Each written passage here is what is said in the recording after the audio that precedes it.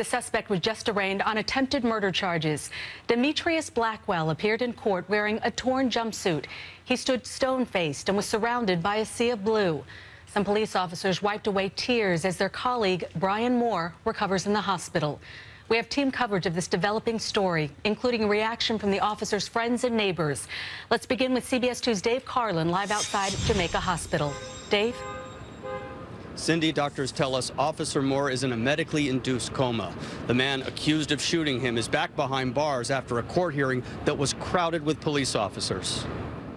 In a white government-issued jumpsuit, 35-year-old Demetrius Blackwell walked in front of a crowd of police officers without making eye contact.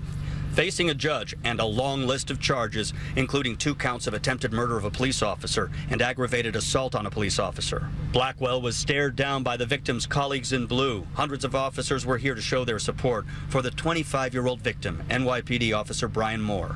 If you attack one of us, you've attacked all of us. Patrolmen's Benevolent Association President Patrick Lynch talked about this massive outpouring that created overflow conditions inside the courtroom, in the halls, and out in front. Then he talked about the suspect who has a long criminal history and disturbing nickname. He was gunned down by a miscreant who prides himself on being called Hellraiser. Well, as this judge just put him behind bars, he can raise hell in Rikers Island. Police say Blackwell was walking in Queens Village around 6 p.m. Saturday when Officer Moore and his partner, Officer Eric Jensen, noticed something in his waistband. The officers were in an unmarked patrol car in plain clothes when they drove up to the suspect near the intersection of 212th and 104th Streets. Officer Moore positioned the vehicle behind the suspect and inquired about the suspect's actions. The male immediately removed a firearm from his waistband and turned in the direction of the officers and deliberately fired several times into the vehicle. A bullet hit Officer Moore in the face. The officers did not return fire or even get out of the car. Police say Blackwell ran, and they arrested him about 90 minutes later. Before this, Blackwell already had 9 arrests on his record, including 1 for attempted grand larceny in 2013. That same year, he was arrested for assault on a police officer.